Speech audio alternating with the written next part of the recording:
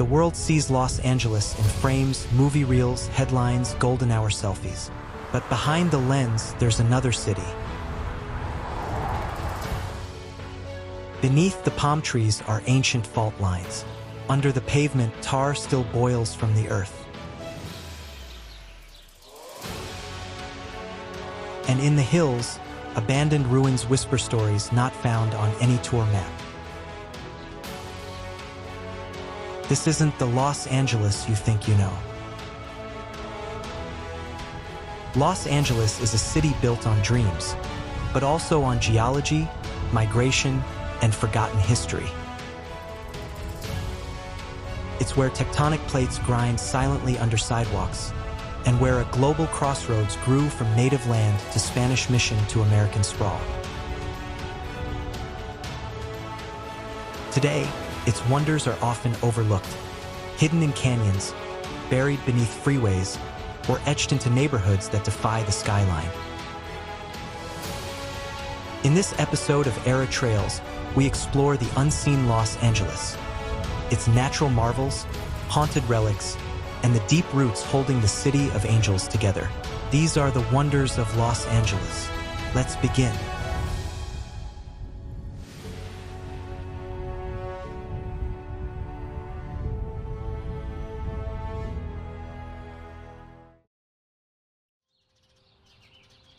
When you think of the American West, you might picture sweeping deserts, mesas, and towering cliffs. But in the shadow of a sprawling megacity lies a hidden gem, a place where time itself seems to twist and bend. Welcome to Vasquez Rocks.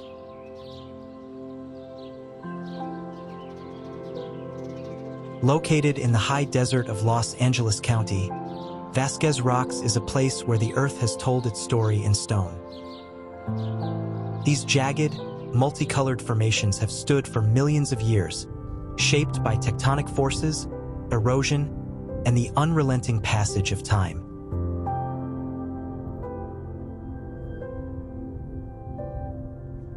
The rocks rise dramatically from the flat plains, their bold, angular faces a striking contrast against the open sky.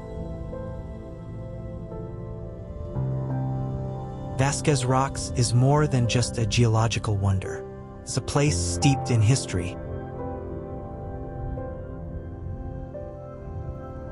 Named after the infamous outlaw Tiburcio Vasquez, who once hid here from the law, these rocks have witnessed centuries of human drama, from Native American rituals to Western expansion, and even Hollywood films. In fact, these formations have appeared in over 100 films and television shows, making them a pop culture icon. As you wander through this alien-like terrain, it's easy to imagine how the rocks have endured, untouched by the city that slowly creeps closer. Vasquez Rocks is a place where you can step away from the chaos of Los Angeles, lose yourself in nature, and connect with a landscape that has witnessed the unfolding of geological and human history. This is just the beginning.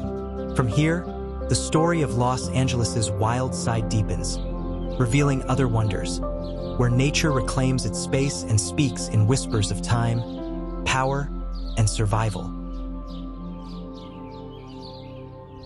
From the arid, rugged beauty of Vasquez Rocks, we shift to one of Los Angeles's most iconic green spaces.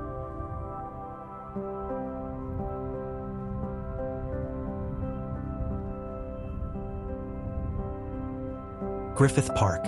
Nestled within the heart of the city, Griffith Park stands as a striking contrast, a vast, verdant oasis amid the sprawling urban landscape.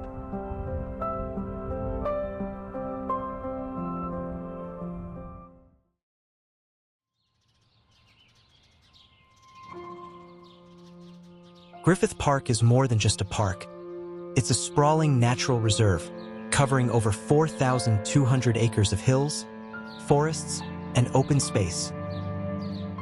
Here, the wild still thrives, evidence of the delicate balance between nature and the encroaching city. This is a place where you can hike past cacti and oak trees, gaze across the city from atop its iconic peaks, and stand in the shadow of century-old stone monuments. At the park's highest point, you'll find the Griffith Observatory, perched dramatically above the city. From here, you can look out over the city of Los Angeles, spread out like a patchwork quilt of urban and natural spaces, with the Pacific Ocean glistening in the distance. But Griffith Park offers more than just breathtaking views. It's a living testament to Los Angeles's natural history, from its early days as a Native American gathering place to its transformation into the city's largest municipal park. Griffith Park's landscape also tells a story of geological forces at work. The park is home to a unique blend of volcanic and sedimentary rock formations, some of which date back over 10 million years. The land here has been shaped by the same tectonic forces that sculpted the greater Los Angeles region, and the park's iconic hills are remnants of an ancient fault system. Whether you're walking through the dense chaparral or gazing at the sweeping vistas from Mount Hollywood, Griffith Park offers a deeper connection to the forces that have shaped this region. And just beyond the park lies another natural wonder, a testament to the coastlines that once defined the region.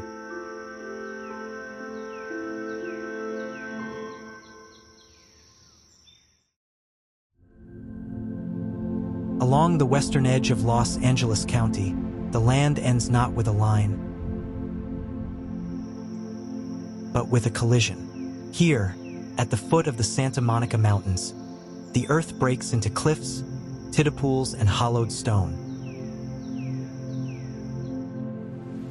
This is Malibu's coastal edge, a place where water sculpts time, and the city forgets itself. At low tide, hidden passages open in the sandstone. See caves, dark, echoing, dripping with salt, carved deep into the base of Point Dumais and surrounding bluffs.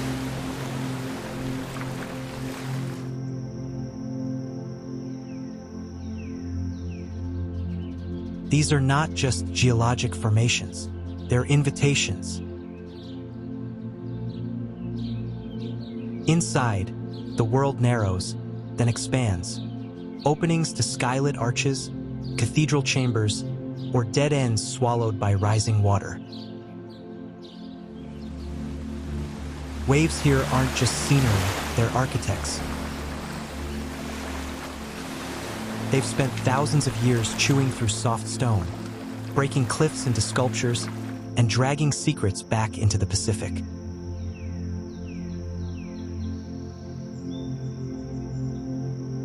Along the shore, tidal pools brim with life.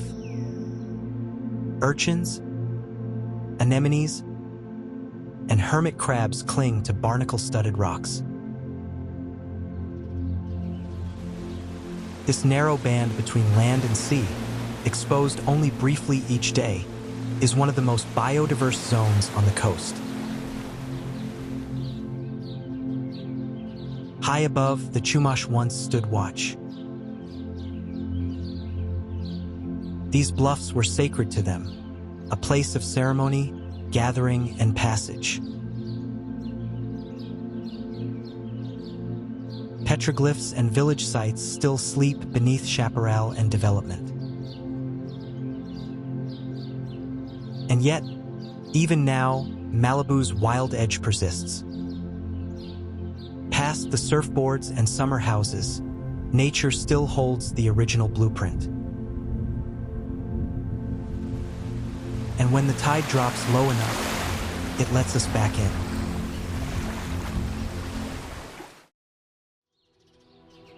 Just beyond the subdivisions and canyon roads of western Los Angeles lies a boundary, soft and green, but absolute. This is Topanga State Park, where the city exhales and the wild steps in. Covering over 11,000 acres, it's the largest wilderness area within a major U.S. city, home to rugged sandstone ridges, hidden waterfalls, and old-growth oak groves that feel worlds away from traffic and towers. The name Topanga comes from the Tongva word believed to mean where the mountains meet the sea. And that's exactly what happens here. Trails like Eagle Rock, Temescal Ridge, and Parker Mesa lead to views where chaparral cliffs dive into ocean haze. But it's not just about the view. This land holds history. The Tongva and Chumash peoples used these canyons as trade routes and spiritual corridors. You can still find grinding stones carved into bedrock and seasonal creeks that once gave water to entire villages. Today, mule deer, coyotes, and red-tailed hawks live where silent hikers now pass. After fire, wildflowers bloom. After drought, the oaks endure. Topanga is not preserved. It's still alive, still changing. This isn't the curated wilderness of a manicured park. It's rough, dry, elemental, and in a city known for image, Topanga remains one of the few places that doesn't care how it looks. It just is. Here, nature doesn't reclaim the edge of the city. It never gave it up.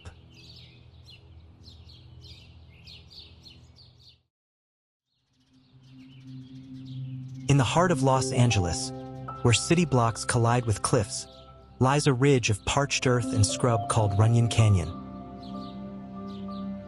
It's one of the most walked paths in the city, but not always by those who know what lies beneath their feet. This is no ordinary park trail.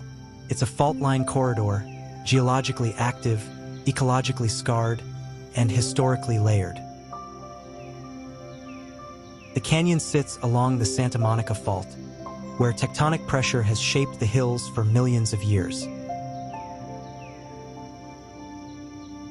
Rain rarely reaches deep here, yet life still clings. Sagebrush, manzanita, black mustard, and sun-bleached hawks circling thermals. Long before it became a celebrity fitness loop, this land was known to the Tongva, who used these ridges as seasonal lookouts and passage routes. The canyon has always been a divide, a place between. In the early 1900s, it was part of a failed utopian settlement, then a secretive estate. Today, ruins remain, half-buried stone walls, cracked gates, water systems long dry. Most hikers walk past without noticing. But if you stop at sunrise or wait until twilight, the noise drops out.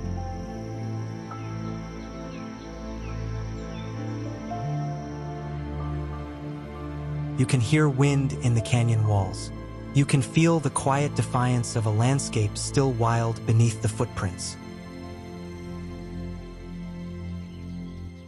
Runyon Canyon is a paradox. Overused, underrespected, but still untouched in its core. A reminder that even the most public path can lead us somewhere ancient, if we walk it with intention.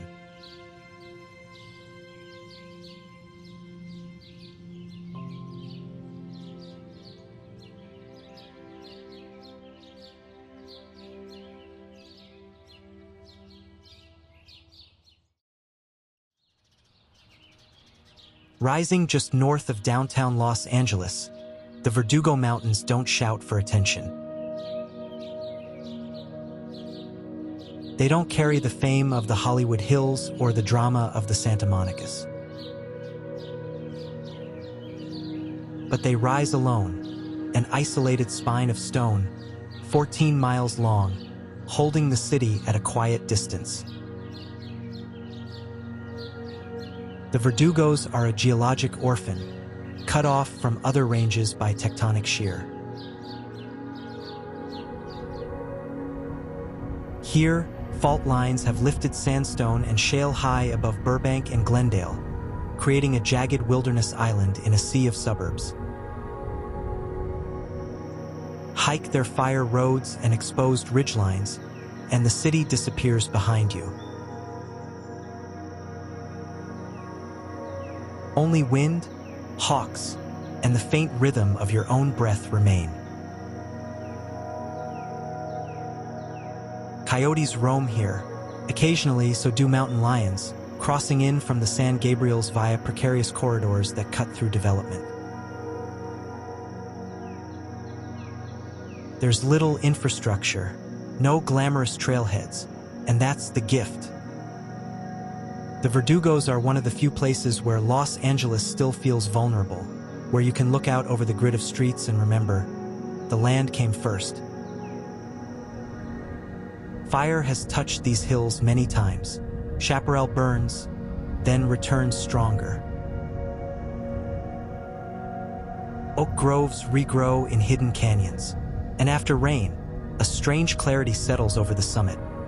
A panorama of skyline, sea, and mountains all at once. The Verdugos don't ask for recognition, they just keep watch.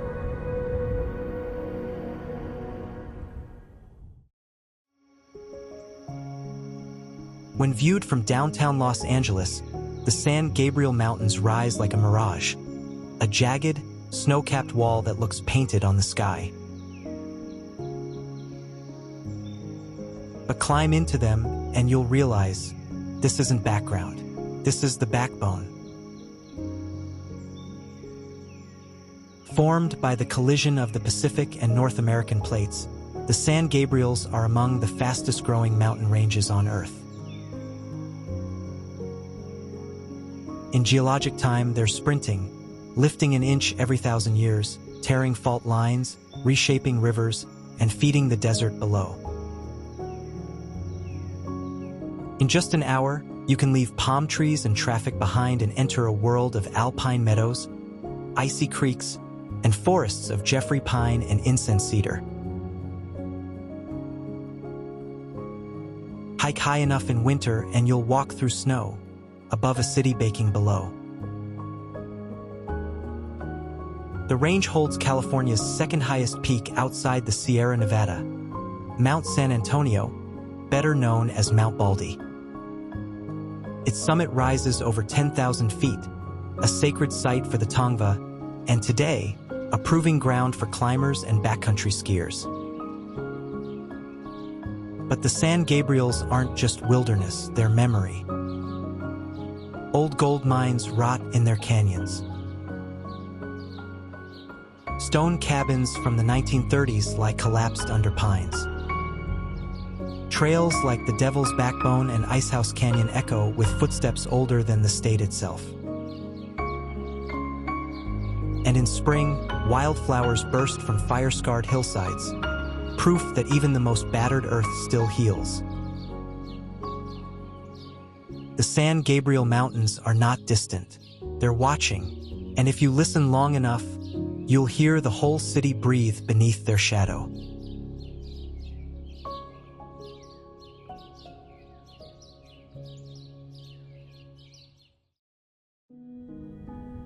The Santa Monica Mountains stretch for 40 miles along LA's western spine, ridges and ravines rising between the city and the sea. And at their crown, where clouds catch on stone and hawks ride thermals, stands Sandstone Peak, the highest point in the range and one of its most sacred. At 3,111 feet, it's not a giant, but its height isn't the point. What matters is how far it lets you see. From the summit, on a clear day, you can look west to the Channel Islands, east to the San Gabriels, and south across the whole LA basin. It's a rare view, one that reminds you how much wild still surrounds this city.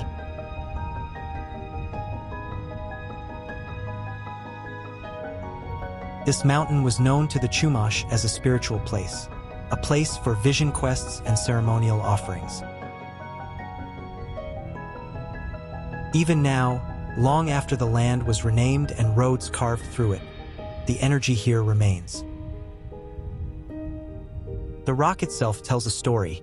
Conglomerate sandstone, formed millions of years ago under an ancient sea, then lifted and tilted by tectonic force. Trails like Mishmakwa wind past boulder outcrops, chaparral tunnels, and hidden caves once used as shelters.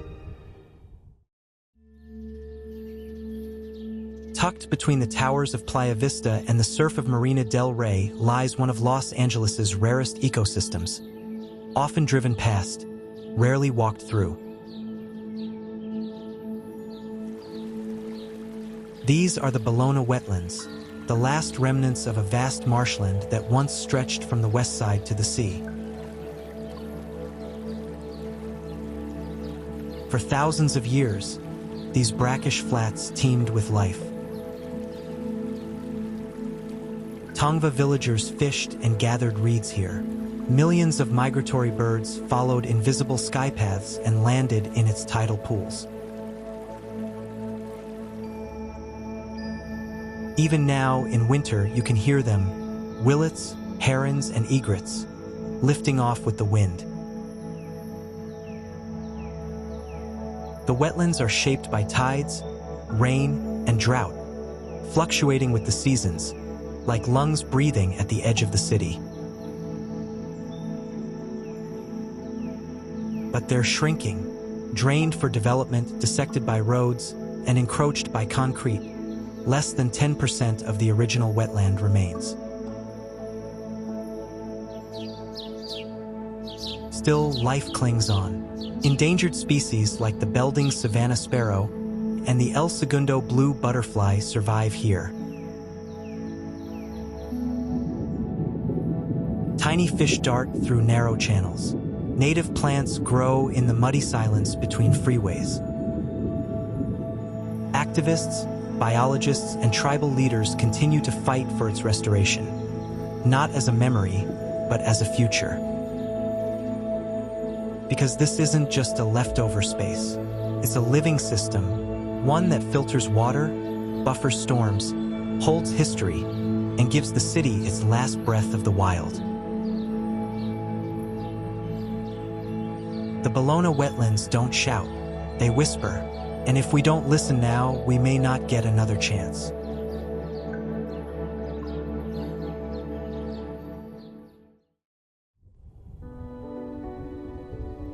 Tucked along the Pacific Coast Highway, just beyond the sprawl of Malibu, is a stretch of coastline where time doesn't just pass. It erodes, sculpts, and reshapes the world. This is El Matador Beach, a place where the sea acts like a chisel against stone. Jagged sea stacks rise like sentinels from the surf, battered daily by waves and wind. Sea caves hollowed from sandstone arch inward, revealing chambers lit only by the reflection of salt water. These formations are ephemeral sculptures. What stands today may collapse tomorrow, reshaped by tides and storm surges.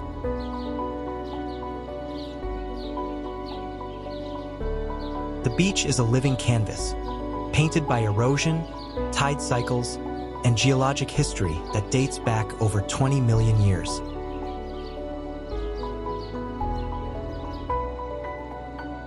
Despite its proximity to the city, El Matador feels like a secret, a meeting point between permanence and change, where the boundaries between earth and ocean blur with every crashing wave.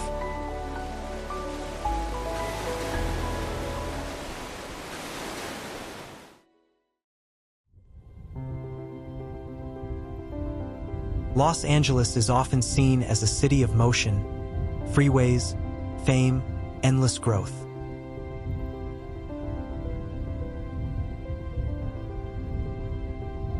But beneath all that movement is something still older and rooted in stone and soil.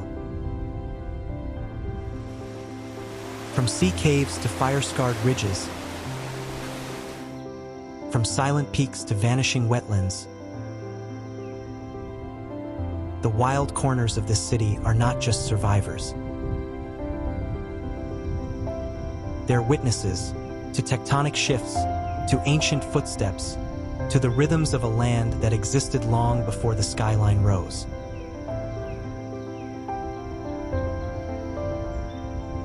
Here, nature isn't separate from the city. It runs beneath it, surrounds it, and waits patiently to return when we look away. The real Los Angeles isn't paved over. It's layered, burning, breathing, becoming. This has been Era Trails, and these are the wild wonders of Los Angeles.